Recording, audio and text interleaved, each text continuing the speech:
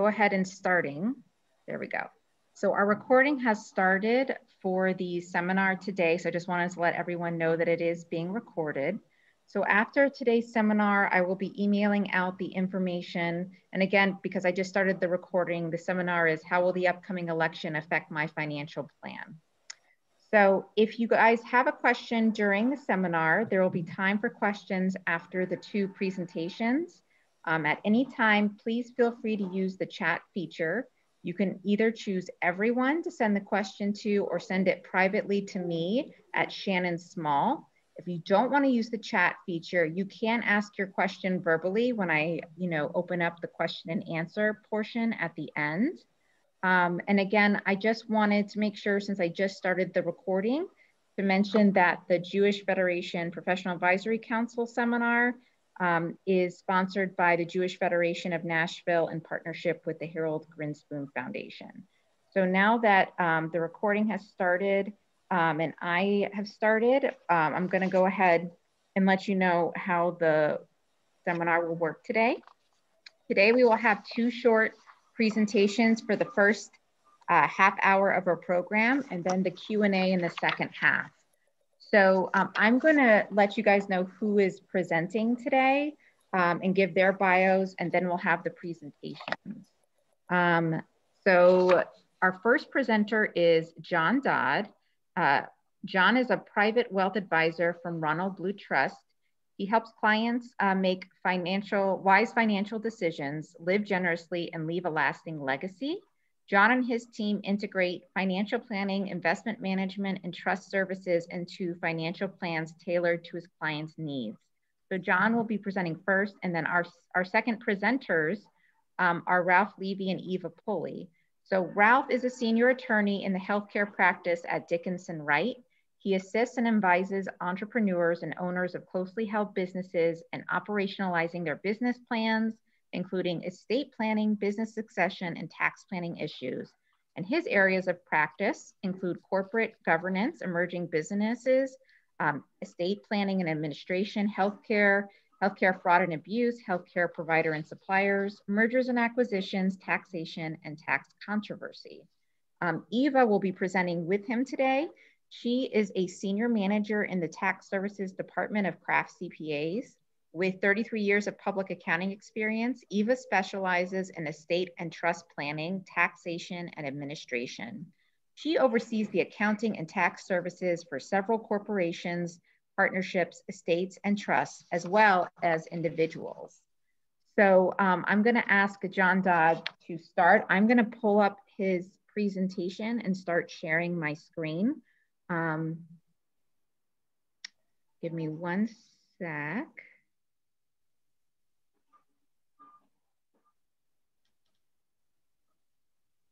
Okay, pull it up.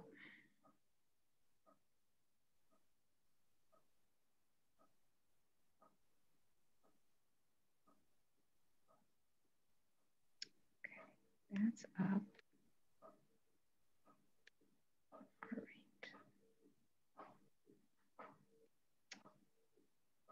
All right, John, I'm gonna work this presentation for you. I ask for everyone's patience as I try to do this, but I'm gonna go ahead and mute myself.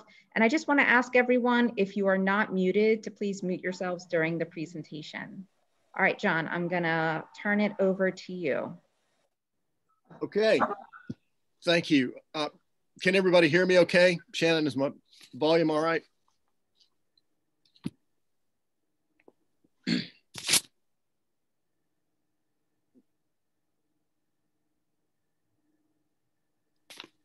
Are we good on the volume? Can everybody hear me okay? Yeah, I can hear you. Excellent. Okay, well, welcome to the financial planning process part of this discussion this afternoon. And as Shannon mentioned, she has or will at some point send you all this 5-slide presentation. I purposely tried to keep it fairly simple so we can work through it. So in the next 20 minutes, I'm going to take you through two things. Number one, the financial planning process, which you'll see on your computer.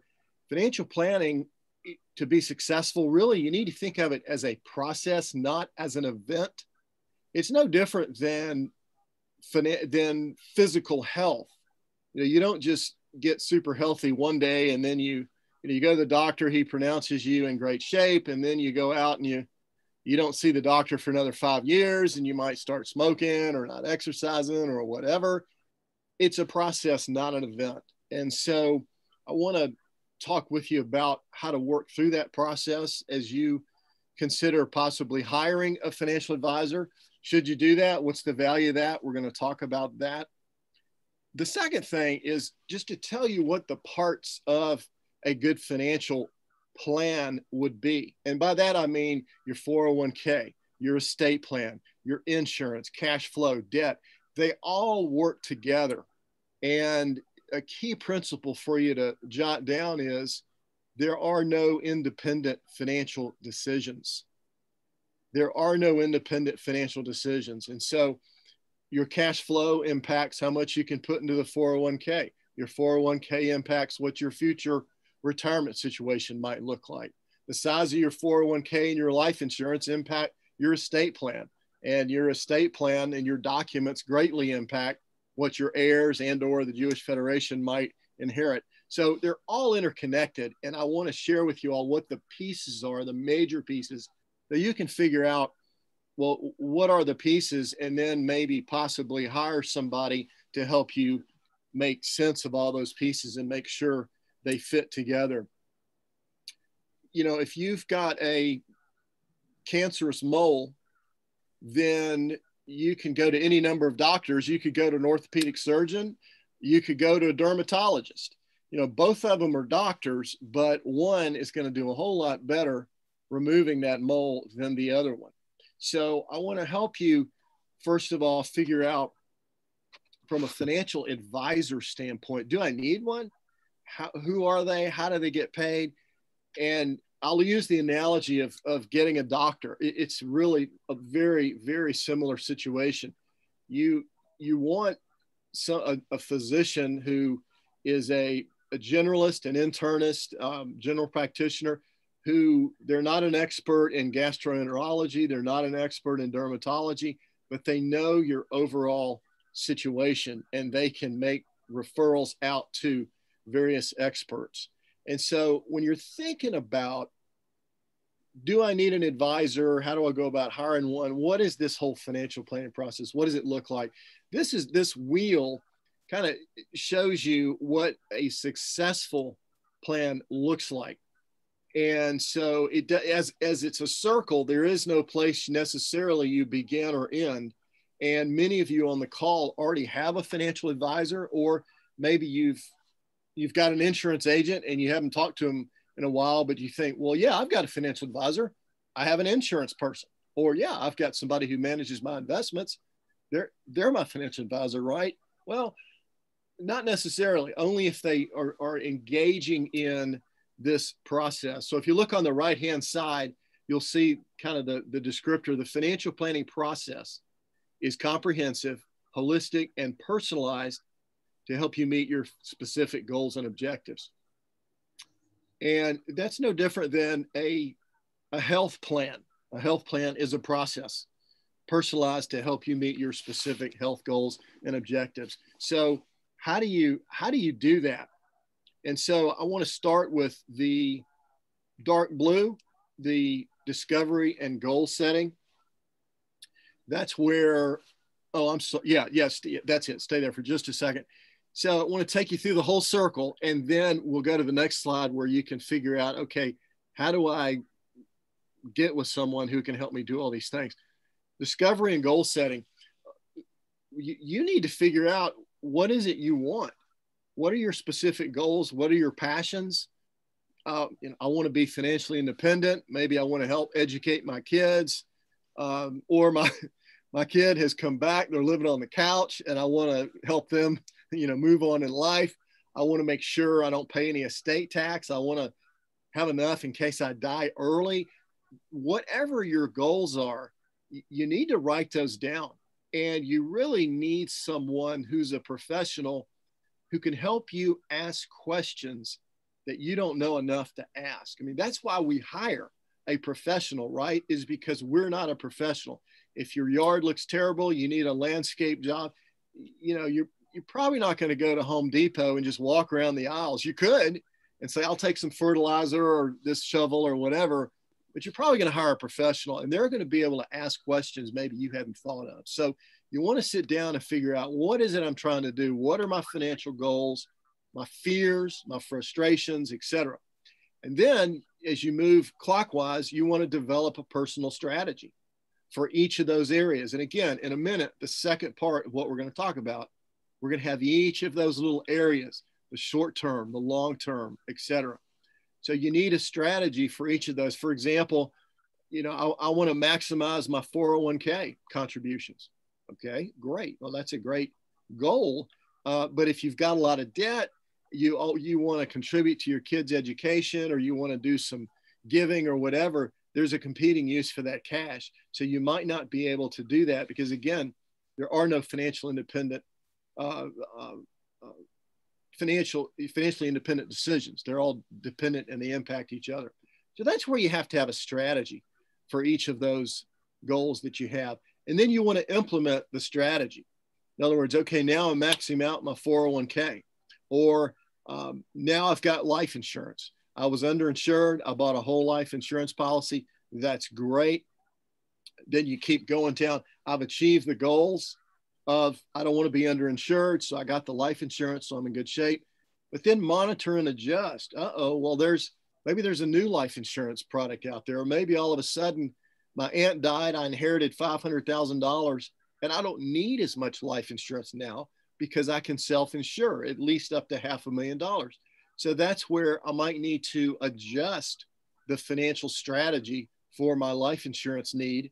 And so there's always adjustment going on there. And then maybe I have a new goal. Maybe I have a new granddaughter who has special needs. Wow. Maybe I need to set up a special needs trust. I've heard those are important, not sure what they are. And I'm going to go to my financial advisor, who's my investment guy, right? He's going to be able to help me. Is that right?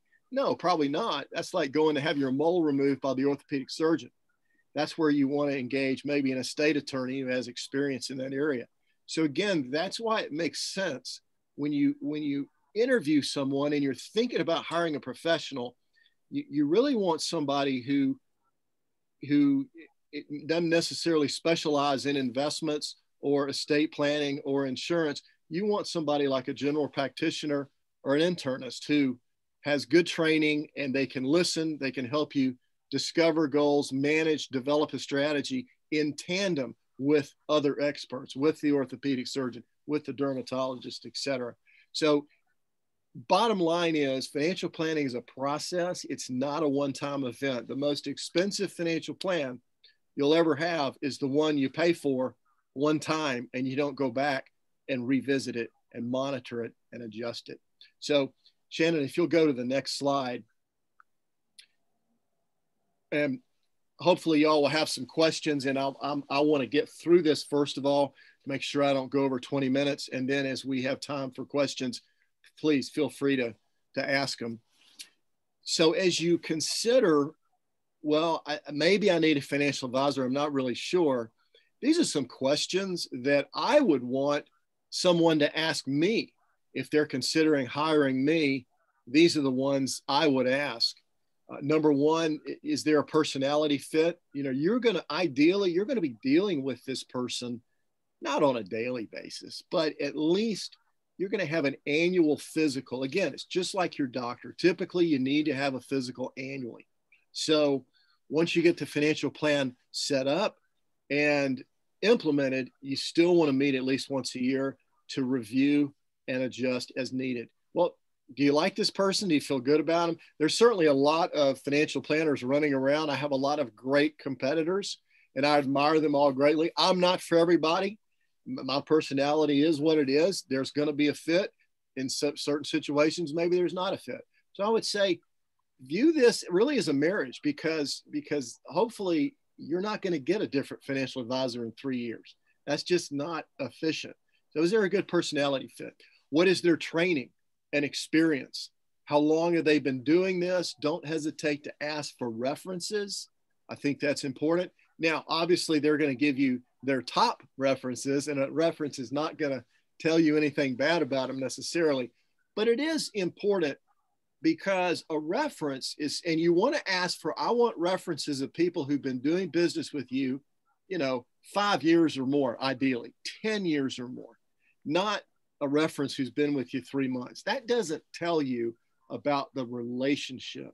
And that's a key. You want a sustainable, durable relationship. And if somebody has been with a financial advisor for 10 years, that says a lot. Are they in good standing with the regulators? That's a big one. So you need to look, I gave you a couple of websites to be able to research not only that person, but their firm. We are a heavily regulated industry. And so you'll be able to find information about me, about my firm, about whoever you might hire. You can find out info on there. How are they compensated? And what are their source of fees? That's a big one. Several examples. One, I manage money directly, but we also provide trust services. I advise on insurance, but I'm not an insurance agent. I cannot sell insurance. I advise on estate planning, but I'm not a lawyer. I don't draw up wills or estate documents. So again, I'm in that space of, I'm a generalist, and I know a lot of people to help get my clients into the right situation for the specialist, for the mole removal, okay, or for the knee replacement, all right? How do I get paid? That is a very important question you need to ask all financial advisors. There's several ways to get paid. One is called fee only, which is what we are. In other words, we would agree to a comprehensive plan, how many meetings that looks like, what it would cover. And I would quote a flat fee for that. And we don't, for example, I don't sell insurance. Nothing. I like insurance. Insurance is a great tool. It's an important part of everybody's financial plan. Typically, insurance agents get compensated on the sale of the product. You're not going to write them a check. That's okay. It's just important for you to understand that if, for example, if you go to Northwestern Mutual, I love Northwestern Mutual. They have great agents. I have insurance with them personally. I regularly recommend it. They get paid basically with the sale of a product, and that's okay. But if your need, remember, what are your goals and objectives? Boy, I want to free up some cash flow. My budgeting process, I always run out of money, or whatever your issue is. For example, if it's budgeting, or I want to get my credit cards under control, the Northwestern Mutual agent gets paid to sell insurance, not to help you with budgeting. So that's where you want to make sure, well, I want you to help me with these goals, but how are you going to get paid? That compensation needs to match the service, or else you're gonna run into trouble. I've also run into a number of situations, competitors, where someone is thinking about hiring me. They talk to various competitors, and the competitors say, well, we're not going to charge you for financial planning. That's free.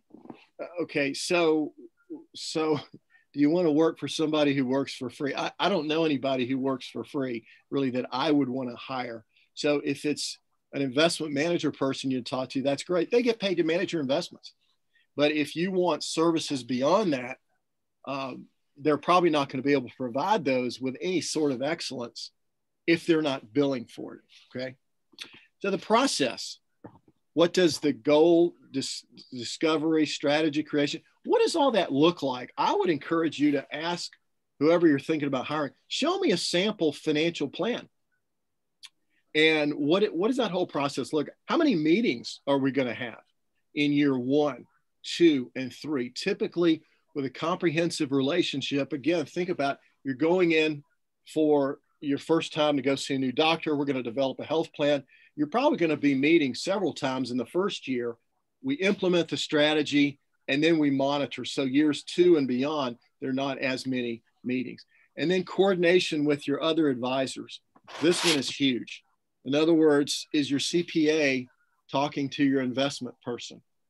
Probably not. Not during the year. The CPA is going to call in April to get the 1099 from your investment person, right? And your investment person is probably not going to call your CPA during the year and say, hey, would you give me a tax projection on my client? Because I've got some unrealized tax losses we might be able to take.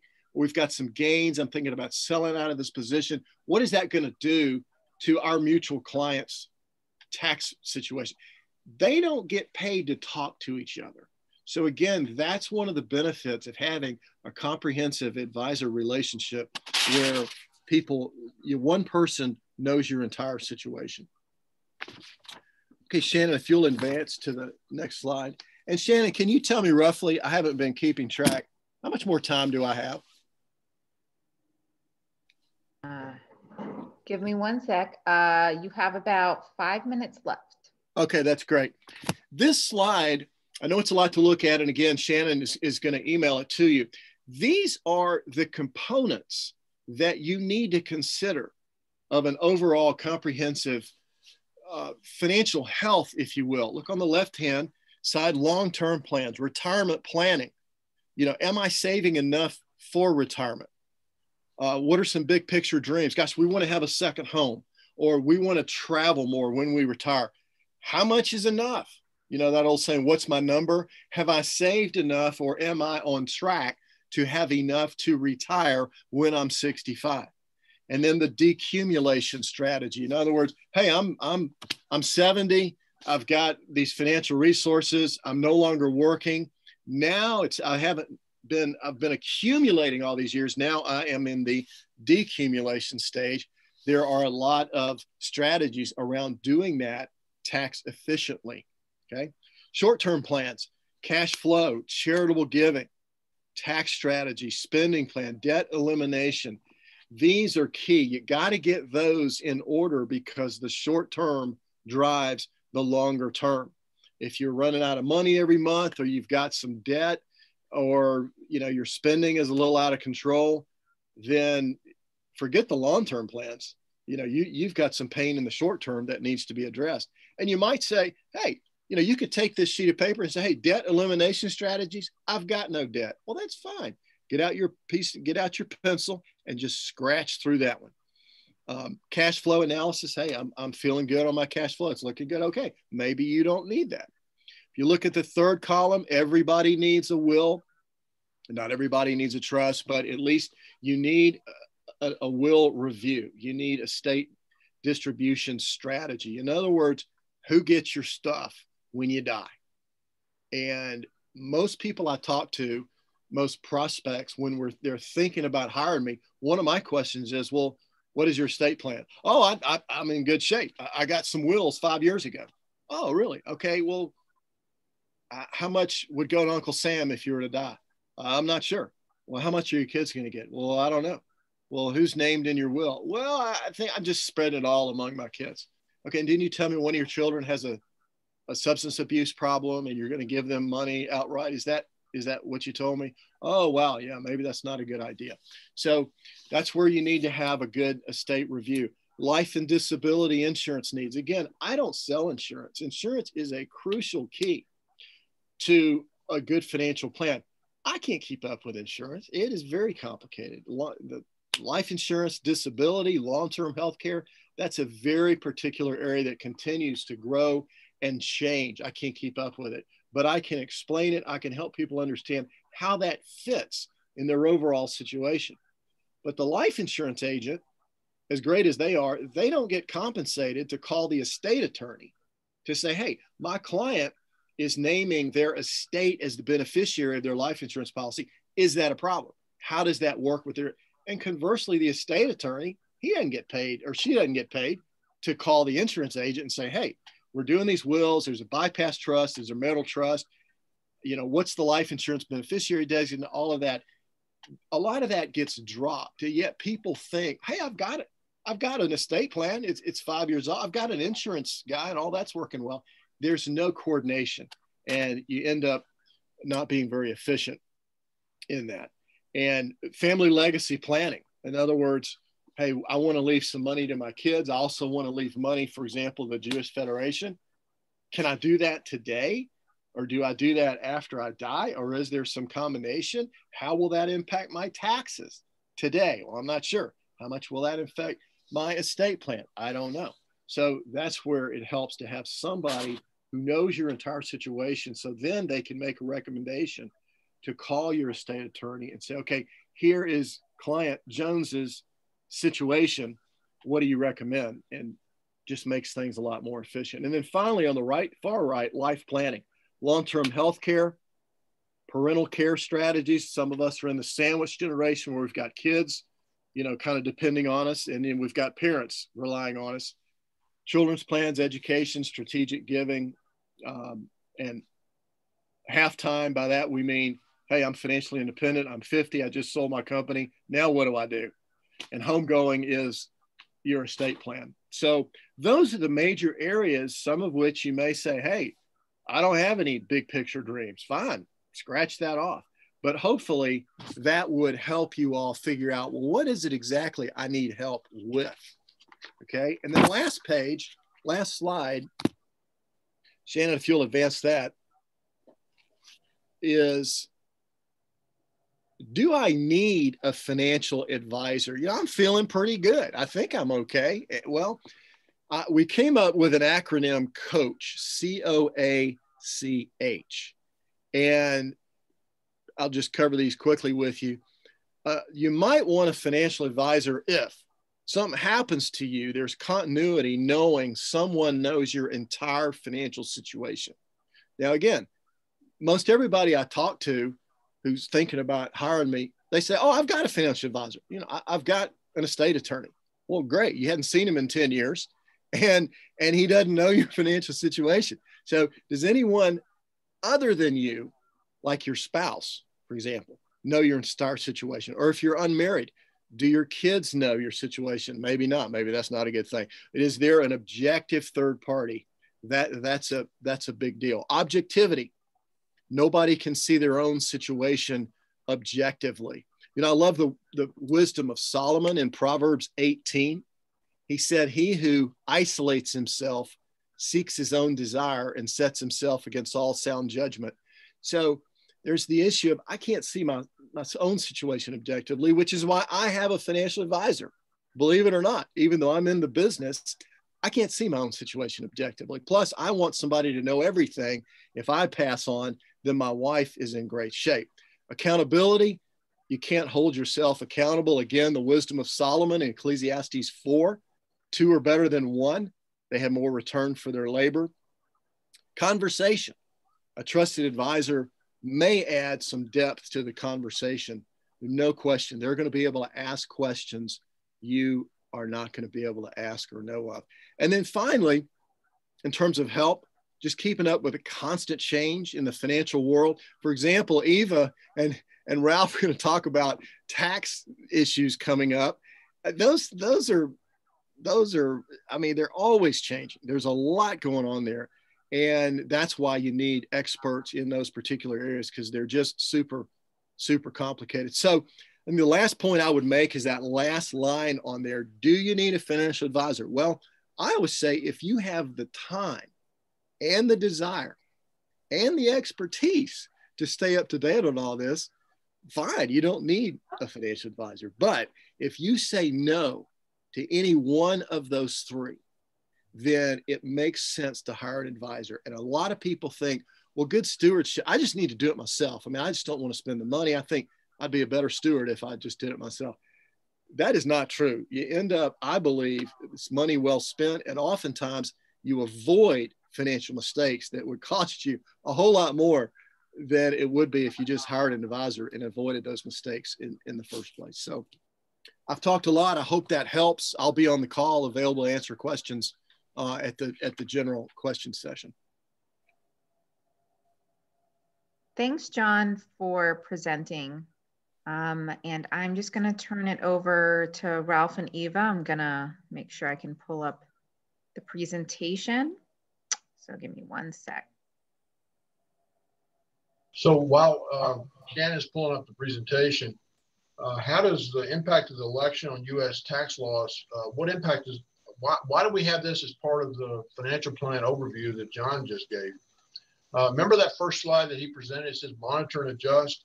The question is, should you be monitoring and adjusting your financial plan based on the results and tax policies implemented by the whoever wins next month's political race? Keep in mind that what the presentation, it does not espouse one side or the other. It's just neutral. Here are the facts. Here's the announced state tax policies, primarily by the Democratic candidate, Vice President Biden, because President Trump's tax policies, for the most part, were put in place when he in 2017 with major tax legislation took place then. Shannon, next slide, please. A few preliminary points before we start diving into the potential changes.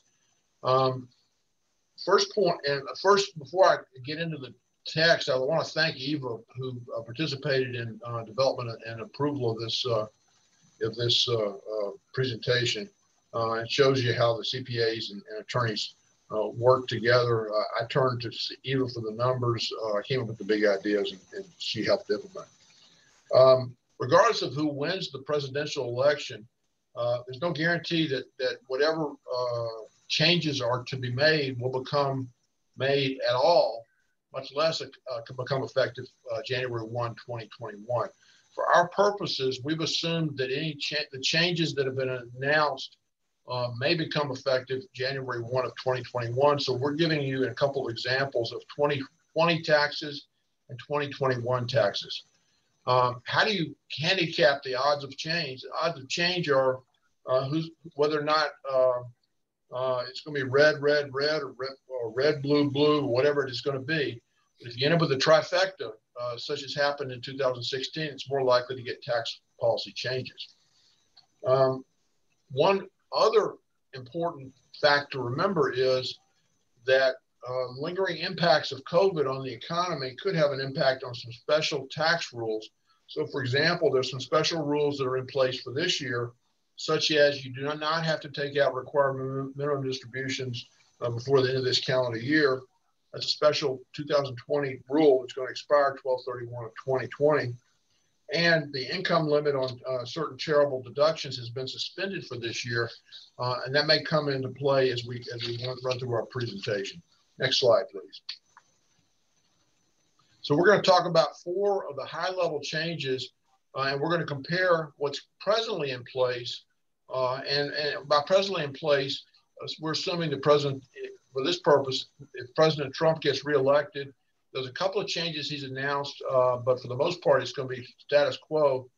A Democratic victory would be based on the tax policy changes that have been announced by Vice President Biden. So we're going to run through both columns on all 4 changes. Under the current law, there are 7 income tax rates that run from 0%, run from 10% up to 37%. And if you're married filing jointly, which is MJ, and we use this several times, that 37% rate doesn't hit until you have taxable income of over $622,050. And taxable income is gross income less deductions and exemptions. There's some special rules for qualified dividends and capital gains we'll talk about later on. President Trump has announced a possible reduction of 10% for people in the 22% to get them down to 15%. That would apply to people with taxable income over $80,250. It's unclear as to what the top of that bracket is going to be for cutbacks, but I think it's primarily people between 80,250 and 171,050 plus or minus. And there's not been much publicity about that potential rate reduction, but that is something he's talked about. If Vice President Biden becomes President Biden come November or whenever we know who the new president's going to be, he's announced that he wants to increase the income tax rates for the wealthy. And by wealthy, what he means is that he wants to increase the tax rates for those with taxable income over $400,000. So, and you can't see table 1, which is on slide 10 because you don't have the slides.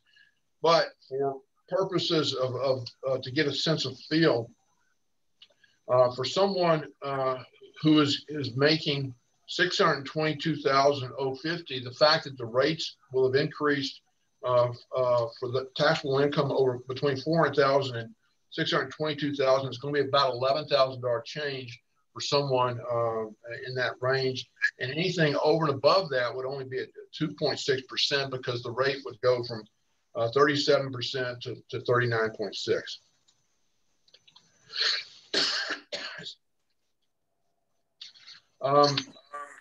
So Shannon, can you go to slide 10 just for a second? These are the rates. Now, what we're showing are the 2020 rates based on, and we're assuming that the same rates apply for 2021, except for the changes that are being proposed by Vice President Biden. As you can see, the tax rate changes start at that $400,000 number. So we go from 7 brackets, i.e. 10% up to 37%, to 5 brackets, 10% down to 39.6, up to 39.6%. There will be some slight inflation changes in these rates. So for example, the 622,050, which for married filing joint for 2019 was 612,350. It gets a CPI increase. So I anticipate that the 622,050 number for this coming year will go up by about another $10,000, assuming about a 1.5% inflation rate. If it's maybe a little bit less than that. But for simplification purposes, our examples say we're just using the same, we're assuming the same rate brackets subject to the rate changes that have been announced by Vice President Biden. Okay, if you go back to slide 4 then, please. I'm sorry, that's good. Slide 4. The second change, and we've already talked about the rate changes, bracket changes going from potentially 37% up to 39.6%, is that this, as I indicated earlier, there's some special tax rates for qualified dividends and capital gains. Currently, qualified dividends are certain dividends distributed from current earnings by corporations. And long-term capital gains are taxed at either 0%, 5%, 15%, or 20%. If you're married, filing joint, and have taxable income roughly in the $500,000 range or higher, they're taxed at the 20%.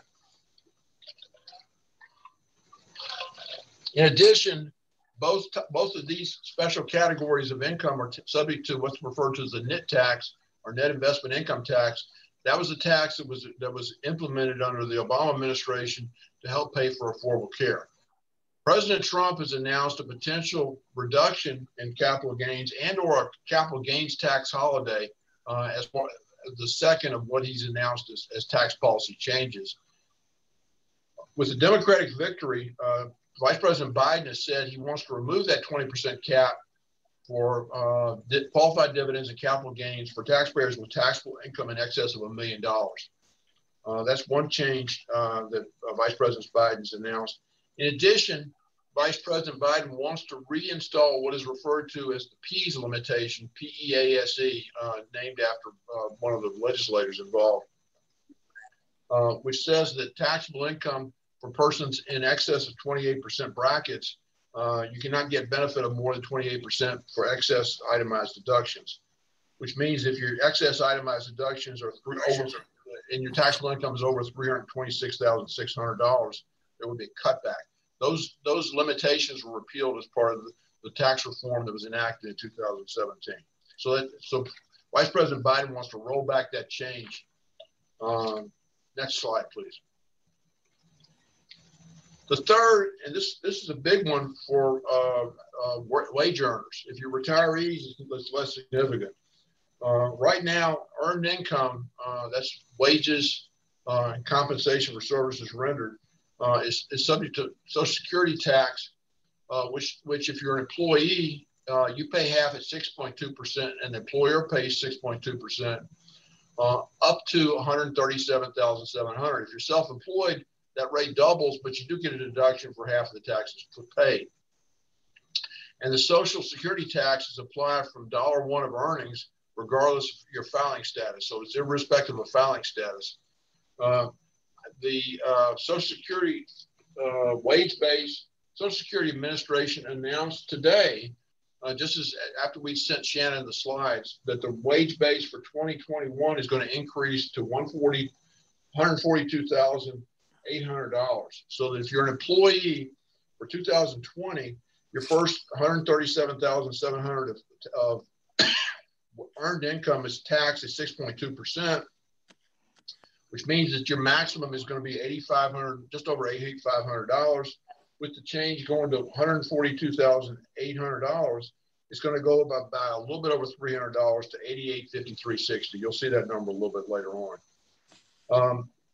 Vice President Biden has announced that if he's elected, he wants to start retaxing Social Security.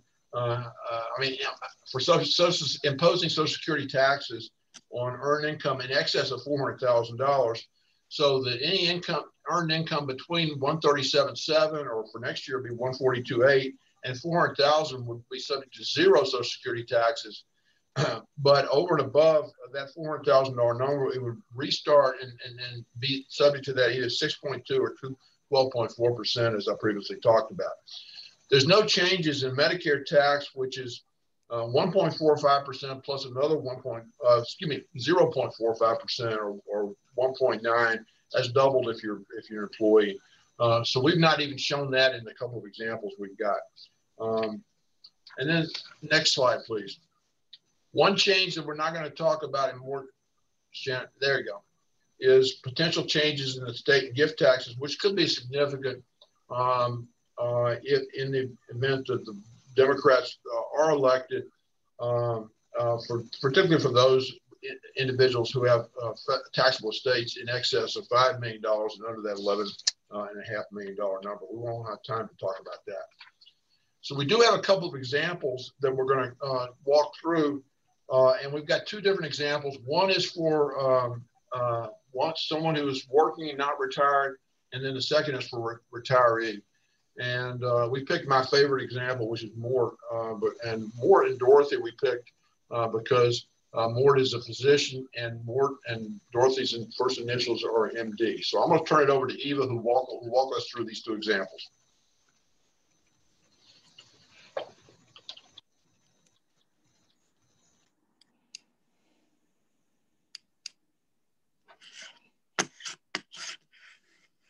Sorry, it's taking me a minute to unmute the presentation. Thank you, Ralph. Ralph and I did work together on this, and there were a few things that were challenging, even though I work with this every day, trying to adjust our programs and our calculations to be what could happen in the future. And even though I do this for a living, it's easy to have something that you overlook. And as John was saying, if you've got time to do this and devote the time to it, you may not need the professionals. But like I said, even though we're professionals that work in this every day, the one thing I had looked at was I had in mind the qualified dividends tax break going away that was put in place many, many years ago. And I had assumed I was just calculating that all the way through. And when Ralph and I were discussing the actual numbers in the example, it dawned on me that Mort and Dorothy's income did not exceed 1 million. So the qualified dividend rate adjustment would not apply in this example. So it is an income of wages of 700,000. They have income from interest of 10,000 and qualified dividends of 25. So you will see at the chart, just to kind of go over the layout that Ralph had designed, you've got your 2020 regular taxes, the Social Security taxes, and the net investment income tax. Then on the other side, you will see the same scenario, but under the Democratic victory side, if these tax provisions are passed. So if we have 700 in wages, 700,000 in wages, and 35,000 in portfolio income of interest and dividends, that gives us a gross income of 735,000. Going just straight down that column, we are saying that they have 50,000 in itemized deductions. Currently, there is a $10,000 limit on state and local taxes, and that is taking that into consideration, that we can only deduct 10,000 regardless of the amount paid in taxes. So with our $50,000 deduction, that brings us to a taxable income of $685,000. For a married couple filing joint, the tax on that income, this is the federal income tax only, is $186,350. And that is based on their normal rate, based on the chart that Ralph had put together for slide 10, based on the different rates of the income. It's an accelerated rate. So that is based on that chart, $186,350. As Ralph mentioned earlier, we prepared this slide presentation earlier this week, and at that point, the announcement had not been made about the increase in the Social Security wage base.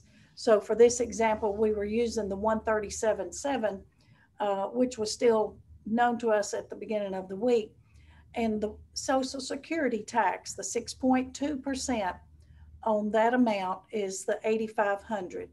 Now we've rounded things a little bit. The true number is $8,537, but for presentation purposes, we've rounded that to $8,500. The next column, you'll see we did not put Medicare tax. So at the bottom, Ralph had put that this is excluding the Medicare tax. And the reason for that is there is no difference in the taxation between a Republican victory or a Democratic victory. Is that Medicare tax is paid from $1 to an unlimited amount. That change was made many years ago, and that has not changed. So that rate difference between the two comparisons is unchanged. So if we go to the net investment income tax, go back to the other screen. I'm sorry. Yeah, the net investment income tax of $35,000. That is the tax that is based on the portfolio income, which would be capital gains, interest, dividends, rental income, things that are not, let's say, earned income as far as services rendered or work performed. So this is based on the investments that you have. So 35,000, and that rate is 3.8%. We've not seen anything that would indicate that would change with the new administration. And the tax on that would be the $1,350. Hey, yes. how you doing? I'm on a Zoom. Yeah, can I call you back? Oh. That $1,350, the net investment income tax is still to stay around. That tax only comes into play if your income is over $250,000. So if your income is below that threshold, then the net investment income tax does not apply to you. So in Morton Dorothy's income level, they are over the $250,000, so they would pay $1,350 in net investment income tax. So you can see they, as a combined tax total of $196,200. Like I said, that excludes the Medicare tax. That's the federal income tax, Social Security tax on wages, and the net investment income tax. I'm gonna have you go back one, okay. All right, so staying with Morton Dorothy, the same taxable income if it's a Democratic victory, you see that the tax, because of the rate change, going to 39.6% as the income reaches that 400,000 mark. Instead of paying 186,350 based on current tax law, it would be 203,800. So you can see how much of an increase just in income tax without a dollar more in earnings. That's a pretty good jump in income tax just because of that rate change. You will see the Social Security base went from 137.7 to 437.7. Now, how we got 437.7 out of a wage of 735,000 is the first 137,7 is taxed, and then the income between the 137.7 and the 400 is tax-free for Social Security, but the earnings after that. Now, I need to correct what I said. I was looking at the 735. If you look at the top of the screen, Mort's wages are 700,000 even. So he would pay on the first 137.7. Then after he exceeds 400, that means 300 more thousand of his wages. You take 400 off of 700, you get 300,000 more is going to be subject to that tax. So current legislation would be 137.7. New legislation would be 437.7. At that same rate, it's not a graduated rate, it's a flat rate of 6.2%. That would equate to a tax of $27,150. For that one provision, this taxpayer not earning a dime more is going from $8,500 in Social Security tax to $27,150. Same dollars, more tax. The net investment income tax, as we said, that rate is staying the same, and the provisions that determine whether it's taxable or not are staying the same. 250,000 threshold, and Mort and Dorothy are over that threshold, so they're subject to the tax. So Eva, let me just jump in real quick. So to summarize, the taxes under the announced tax policy changes under Vice President Biden would go up by $36,100, which is over an 18% increase on the same amount of income. Is that correct? That's correct. Okay, and then I did some computations on an order of magnitude. The increase in the Social Security taxes is the highest contributor. It contributes a little bit over half of that that 36,100, i.e., 18,650, because it's an increase of 6.2% on $300,000. The balance, which is 17,450, is primarily due to the rate changes, but another $5,800 of that 17,450 is related to the PEAS limitation, which is the limitation on itemized deductions. Is that a recap? That's correct. Can I make a comment, please? Sure. I just want to put all this into perspective. And that is, number one, the deficit of the country has increased dramatically because of the lowering of the tax. And it's been mostly the wealthiest people who have benefited from it because of the lowering of the corporate income tax rates. And the rest of us have not necessarily benefited as much from the lowering of the taxes. And number two, Social Security and the Social Security benefits are going to be run into a problem if the taxes aren't raised there at some point.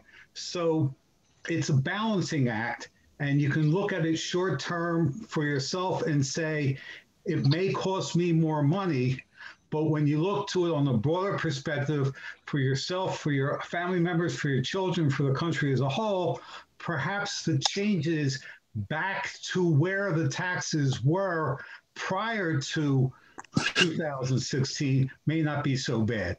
Thank you. Right.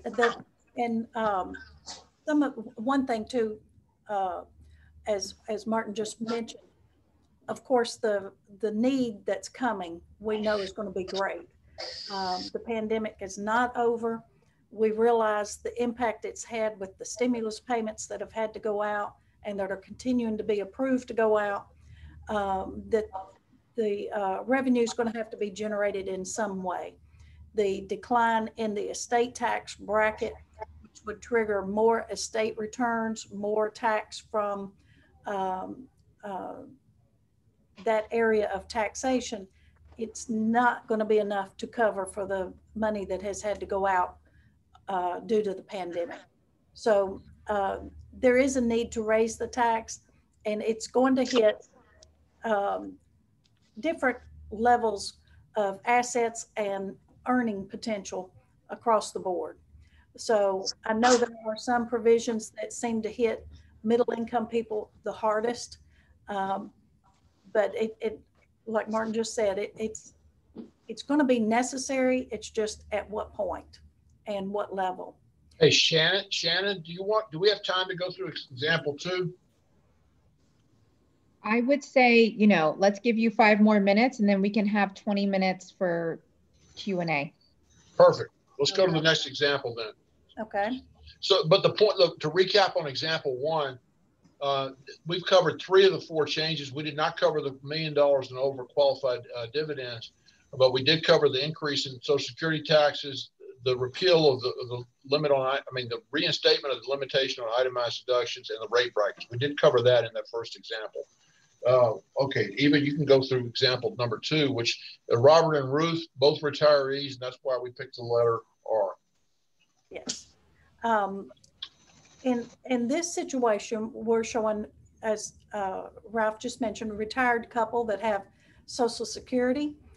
They've got a rental property that generates $12,000 a year in income after taxes, after depreciation and expenses. They each receive Social Security benefits of $20,000 apiece, and they have IRA distributions that they're taking of $10,000 apiece. And then they do have some investment income of $20,000 in qualified dividends. You'll see in their situation, their itemized deductions are $15,000. So that is below the threshold for the standard deduction. So the standard would apply. So Shannon, if you'll go to the next slide, we will go over that. Social Security wages, a lot of times people think, I do not owe tax on Social Security. I paid in taxes. Why do I have to pay on the Social Security that I draw? And it is an unfair tax, but nonetheless, we've got to comply. And so based on their income level as a married filing joint, although they receive $40,000 in Social Security benefits, they pay tax on $29,800. Their retirement income, which is from their IRAs, you're looking at $20,000, just going straight down the column. Their rental income is $12,000, the qualified dividends of $20,000. That gives them a gross income of $81,800. So you can see over the next column, Social Security would not apply because they are no longer working. The net investment income tax, it would have been on $20,000, but their income of $81,800 is below the $250,000 threshold. So they do not pay any tax on that. They're taking the standard because their itemized deductions are below the standard deduction. So their taxable income of $54,800 is below the increase for taxable income over $400,000. So between the two, there is really no effect tax-wise for this married couple because of their income level, even though they are drawing out ordinary income that would normally be taxed at the higher rate. They are below the threshold for the new proposed increase. So it looks odd to have no difference, but we wanted to show that on purpose. I told Ralph, I've got a few clients I need to make a phone call to because in my mind, the qualified dividends, the change there from the capital gains rate of 20% for qualified dividends to the 39.6% number. You know, here in Nashville, we've got multiple generations that we say it's old money that's been there, and they've got portfolio income, a lot of portfolio income. So I'm looking at their taxes doubling. So I had mentioned that to a few clients, and then when Ralph and I were working through these examples, I realized I need to call those clients back. I have probably alarmed them that their tax obligation is going to double from 20% to 39.6 on the qualified dividends. But we have to keep in mind that's only if your taxable income is over 1 million. And so I've got a few phone calls to make to relieve some minds on the new tax law. The overall take of this is, you know, we're looking at planning, and that's what John was talking about. You get with your financial planner, your attorney is key, your CPA, to plan for what your particular situation.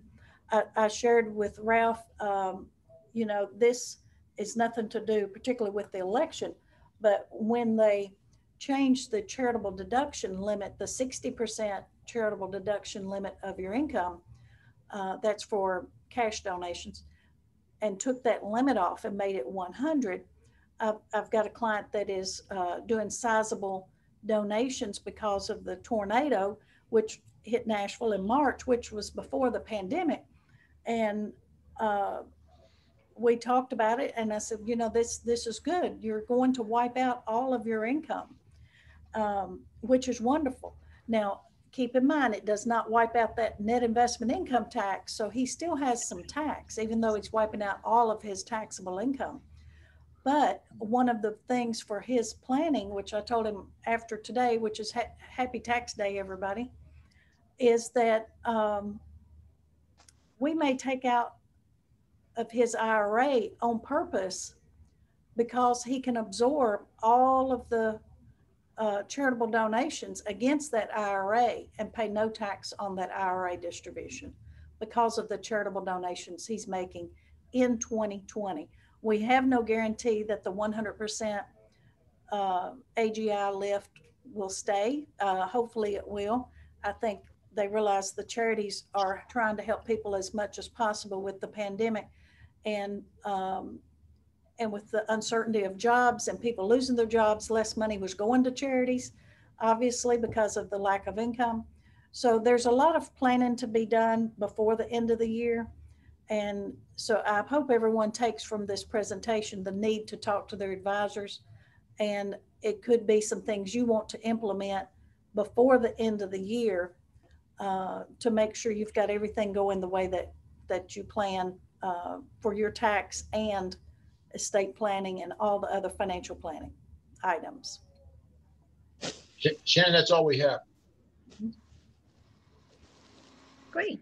So, so that's our presentation portion. So we're at our Q&A. I just want to remind everyone that if you do have questions, you know, this is the time where you could do verbal questions, or you can send them privately to me in the chat or to everyone in the chat. I do have some questions already, but if people want to add more into the discussion, that would be great. So again, please use the chat feature, or, you know, pop in at any point with questions. We have about, you know, a good 17 minutes left. I just wanted to ask a question that came up. What documents would you bring to your financial planner at any point that would be important? So either Eva, Ralph, or John, if you had any input on that. Well, let me jump in with a general answer. I always like to see a comprehensive net worth. In other words, what do you own? What do you owe? You know, that's a picture of where you are today. So a comprehensive net worth, a tax return. That's going to tell you your income, not your living expenses necessarily, but it's going to give you, you can learn a lot about a person by looking at their tax return. So just to keep it simple, I'd say a comprehensive net worth and a tax return. In addition to that, it would be helpful if you have insurance, bring a copy of the policy. If it's disability, if it's life insurance, if it's long-term care, bring that. Bring your estate documents. And, if you can get all those together, any investment statements, that would be great if you have that. One thing I would add, John, and I'm sure you've seen this too, is how things are titled. A lot of times I will have clients tell me everything's in joint names. And when it comes down to preparing an estate return or whatnot, we find out that that may not be the case. So then we have to backstep and look at what can we do, because the planning is a little bit different now than what we intended, because we were told everything was jointly owned and one or two things might have slipped by getting that designation. So how things are titled. Okay. Yeah, one overlooked area are contingent beneficiaries, both on retirement plans and insurance policies. Client will tell me, well, my spouse is the beneficiary of the life insurance, beneficiary of the retirement plan. I said, that's great. What if you're in a car accident and you died last? You're deemed to die last. Then what happens? Oh, it goes to my, I don't know. Let me go check on that. Or it goes to my kids. I said, well, you want the kids to have the property at age 18? Is that what you want? So that's why contingent beneficiary designation is important. I know that I believe Marty Satinsky, one of our PAC members, has a comment. When I was still up in Philadelphia, I did a lot of retirement planning for executives at Johnson & Johnson, for example, and would work with them just about before they're retiring. And someone told me, and I researched it and confirmed it, that since the stock market crash of 39, the stock market has never taken more than 5 years to recover to where it had been. So what I often do with a lot of individuals is, as they reach that age and they have no new sources of income, they have their pension, they have their assets accumulation and so forth, is to make sure that they have 5 years worth of cash or CDs that mature to cover them for that kind of period of time. If the stock market goes up, then they replace the year's cash. If the stock market goes down, then they still have 4 more years. So from a financial planning perspective, for individuals who are about to retire or who are retired, that focus on that longer term of available cash is extremely important and valuable. Thank you.